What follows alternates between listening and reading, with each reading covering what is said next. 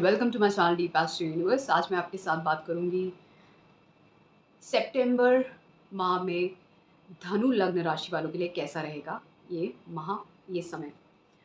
आपके लिए अगर बात करें तो धनु राशि के जो लॉर्ड होते हैं वो होते हैं बृहस्पति देव। बृहस्पति देव का ट्रांजिट जो है वो अपनी उच्चस्थ राशि कर्क राशि में होगा, और कर्क राशि आती है आपके अष्टम भाव में। अष्टम भाव में बृहस्पति का ट्रांजिट मतलब ना सिर्फ लग्न के स्वामी हैं, चौथे भाव के स्वामी होके वो अष्टम भाव में है, और अष्टम भाव में उनका ट्रांजिट उच्च की राशि में बहुत ही प्रोमिनेंटली आपको रिजल्ट मिलेंगे।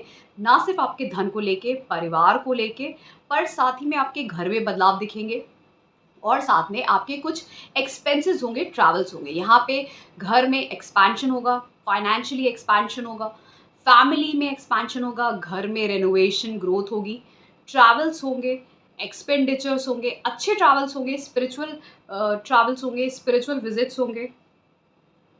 उसके अलावा भी देखिए, ये जो बृहस्पति देव है ना, ये थोड़ा सा आपके माता की हेल्थ को डिस्टर्ब कर सकते हैं, मदर की हेल्थ को, और आपके थोड़ा सा टेंशन दे सकते हैं, बेचैनी दे सकते हैं। पर इसका सिर्फ एक कारण है, वो है कि यहाँ पे बृहस्पति देव उच्च के हैं और वो आपके चौथे भाव के मालिक हैं। तो यहाँ पे थोड़ा सा आपकी मदर को हेल्थ इश्यू और आपका मानसिक तनाव उन्हीं की वजह से, घर की इश्यूज की वजह से हो सकता है। बाकी उसके अलावा घर में अच्छे रेनोवेशन, घर में अच्छी अच्छी चीज़ें होना, उन मदर से जुड़ी हुई, आपसे जुड़ी हुई, और क्योंकि शनिदेव वक्री रहेंगे, उस पर दृष्टि रहेगी, तो चीज़ें बेहतर होंगी। लेकिन फिर भी आपको अपनी मदर की हेल्थ का और अपनी मानसिक हेल्थ का भी ध्यान देना चाहिए। उसके अलावा फिर ये मंगल देव की भी युति होगी बृहस्पति देव के साथ। मंगल 17 सितंबर तक जेमिनाई मिथुन राशि में रहेंगे। अब क्योंकि मंगल आपके लिए फंक्शनल बेनिफिक है इस लग्न के लिए, और क्योंकि वो पंचम और 12वें भाव के मालिक होते हैं, तो और ये सप्तम भाव में रहेंगे, तो मंगल यहाँ पे love marriage, marriage, business, child birth, travels, अगर आप गवर्नमेंट जॉब में जाना चाहते हैं, इन सब के योग बनाते हैं। प्लस पब्लिक अपीयरेंस, पब्लिक में कुछ काम करना, कुछ बोलना, लोगों के साथ इंटरेक्शन, कुछ क्रिएटिव करना, इन सब चीज़ों के लिए बहुत अच्छा है। आपके करियर के लिए बहुत अच्छा है, आपके बच्चों के करियर के लिए अच्छा है।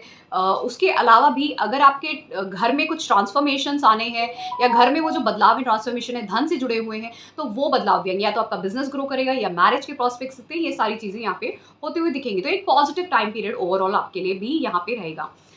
लेकिन आपको अपनी एनर्जी और गुस्से पे थोड़ा कंट्रोल करना पड़ेगा। एट टाइम्स आप थोड़ा सा, क्योंकि शत्रु राशि में है मंगल, तो आपकी गुस्सा आपका बढ़ सकता है, तो आपको अपने गुस्से पे कंट्रोल कर तो आपको अपने गुस्से पे कंट्रोल करना रहेगा। फिर उसके बाद यही मंगल जो है 18 सितंबर को कर्क राशि में चले जाएंगे।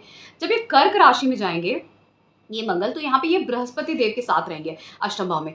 जब ये बृहस्पति देव के साथ अष्टम भाव में रहेंगे, तब आप ये देखेंगे कि ये जो मंगल हैं ये नीच भंग राजयोग बना रहे हैं, और क्योंकि ये नीच के रहते हुए उच्च के ग्रह के साथ हैं, बृहस्पति के साथ अष्टम भाव में है, तो ये नीच भंग राजयोग बना रहे हैं। और अष्टम भाव में जब बृहस्पति और मंगल की युति होगी, दोनों मित्र हैं, तो आप देखेंगे अगर कोई लव रिलेशनशिप में, हिडन लव रिलेशनशिप में था, तो हो सकता है उनका रिलेशनशिप रिवील हो जाए, और शायद अगर वो शादी करना चाहते हैं उसके वो भी शादी कर सकते हैं।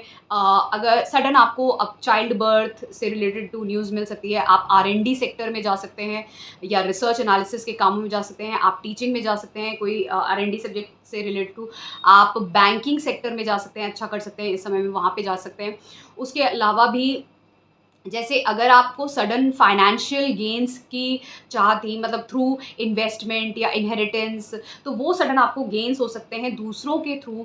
जॉइंट सोर्स ऑफ इनकम आपका स्पाउस के थ्रू बढ़ सकता है, बिजनेस से गेन्स बढ़ सकते हैं आपके इस समय में। ये सब चीज़ें दिखती हैं। दूसरी चीज़ एक और है, यहाँ पर आपका विल पावर बहुत स्ट्रॉन्ग रहेगा, आपका कम्युनिकेशन बहुत ही हार्श रहेगा, तो उस पर आपको ध्यान रखना है कि हार्श कम्युनिकेशन एट टाइम्स लोगों को हर्ट कर जाता है, तो वहाँ पे आप अपनी लैंग्वेज पे थोड़ा सा कंट्रोल करेंगे तो बेहतर रहेगा। फिर उसके बाद अगर मैं बात करूँ तो शनि वक्री रहते हुए आपके चौथे भाव में है, मीन राशि में।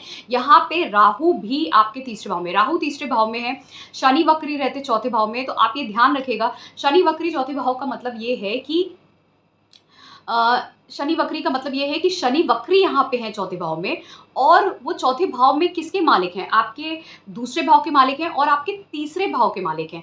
दूसरे और तीसरे भाव का मालिक जब चौथे भाव में होता है, तो आप ये ध्यान रखिए, आपका फोकस जो होगा, आपका जो मेन फोकस होगा वो अपने घर की लाइफ पे होगा, चाहे वो आपका पैसा इन्वेस्ट करना हो घर पे, मदर पे, इन सब चीज़ों पे होगा, या आपका जितना एफर्ट है वो आपके घर की तरफ, आपकी मदर की तरफ जाएगा। इन सब चीज़ों में आपकी मदर बहुत सारी रिस्पॉन्सिबिलिटी डेली लाइफ की, आपकी इन सब चीज़ों की लेंगे, करियर की, ग्रोथ की, ये सब चीज़ों का, अपने स्टेटस की। उसके अलावा क्योंकि ये शनि वक्री हैं, तो घर से रिलेटेड टू अगर कोई समस्या आएगी भी, तो बृहस्पति दृष्टि दे रहे हैं, वो समस्या दूर भी हो जाएगी, मानसिक समस्या या मदर से जुड़ी हुई, घर से जुड़ी हुई। और यहाँ पे शनि वक्री है तो कुंभ राशि को भी एक्टिवेट करेंगे, डबल राहु का इफेक्ट रहेगा तीसरे भाव में। तो अचानक से बहुत सारे नए इनिशिएशंस आपकी लाइफ में होंगे। नए इनिशिएशंस मतलब आप एफर्ट करके कुछ नया शुरुआत करेंगे, बहुत विल पावर स्ट्रांग रहेगी, आप बेहतर करने के लिए बहुत ही ज़्यादा परिश्रम करेंगे, आगे मेहनत करेंगे और बढ़ेंगे अपने जीवन में। तो ये बहुत अच्छा है, अचानक से बहुत बड़ी-बड़ी चीज़ें हो सकती हैं। और क्योंकि राहु की दृष्टि आपकी सप्तम और 11वें भाव पे है, तो आपके ट्रैवल्स और धन का बढ़ना, सोशल गैदरिंग होना, ये सब चीज़ें भी इस समय में हो सकती हैं। इसके अलावा भी केतु इस समय में आपके सिंह राशि में रहेंगे, नवम भाव में, और यहाँ पे सूर्य और बुध रहेंगे। सूर्य और बुध यहाँ पे रहेंगे, तो सूर्य अपनी ही राशि में रहेंगे और बुध क्योंकि सप्तम और दसम भाव के मालिक हैं, वो नवम भाव में रहेंगे केतु के साथ।